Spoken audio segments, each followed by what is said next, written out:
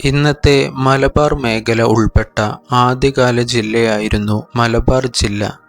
മലയാളം ജില്ല എന്ന പേരിലും ജില്ല അറിയപ്പെട്ടിരുന്നു.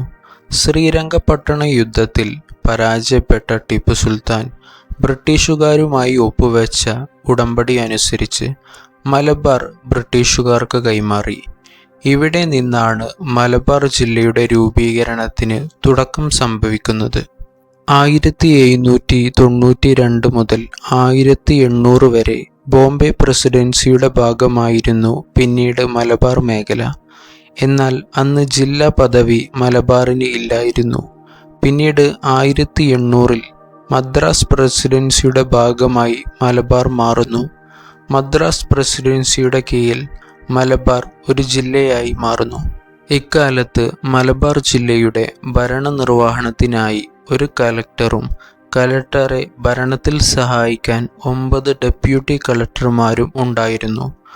1801 ഒക്ടോബർ 1 അധികാരമേറ്റ മേജർ മക്ലോയിഡ് ആയിരുന്നു മലബാർ ജില്ലയുടെ ആദ്യ കളക്ടറായി ചുമതലയേറ്റത്.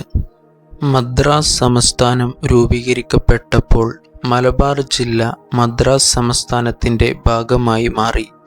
മദ്രാസ് സംസ്ഥാനത്തിലെ ഏറ്റവും ജനസംഖ്യയുള്ള ജില്ലയും വലുപ്പത്തിൽ 3ാം സ്ഥാനവുമായിരുന്നു മലബാർ ജില്ലയ്ക്ക്. കോഴിക്കോട് പട്ടണമായിരുന്നു മലബാർ ജില്ലയുടെ ഭരണ ആസ്ഥാനമായി ഉണ്ടായിരുന്നത്. ഇന്നത്തെ കണ്ണൂർ, കോഴിക്കോട്, വയനാട്, മലപ്പുറം, പാലക്കാട് എന്നീ ജില്ലകളും തൃശൂർ ജില്ലയുടെ ഭാഗമായ കൊടുങ്ങല്ലൂർ താലൂക്കും കൂടാതെ ലക്ഷദ്വീപും ഇന്നത്തെ തമിഴ്നാട്ടിലെ നീലഗിരി ജില്ലയുടെ ചില ഭാഗങ്ങളും ഉൾക്കൊണ്ടതായിരുന്നു മലബാർ ജില്ല. മലബാർ ജില്ലയുടെ ഭരണഭാഷയും ഏറ്റവും കൂടുതൽ ആളുകൾ സംസാരിച്ചിരുന്നതും മലയാളമായിരുന്നു.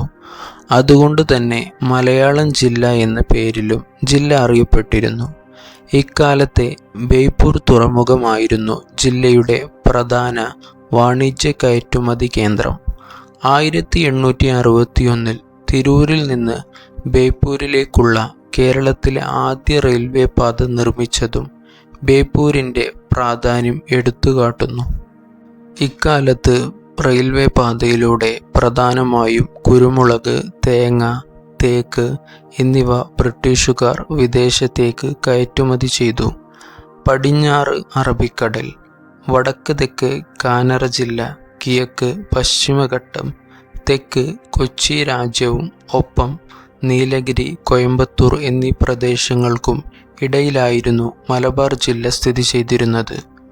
1956 വരെ മലബാർ ജില്ല നിലനിന്നിരുന്നു. ഐക്യ കേരളം നിലവിൽ വന്നതോടെ മലബാർ ജില്ല തിരുക്കൊച്ചിയോടൊപ്പം ചേർന്ന് കേരള സംസ്ഥാനം രൂപം കൊണ്ടു.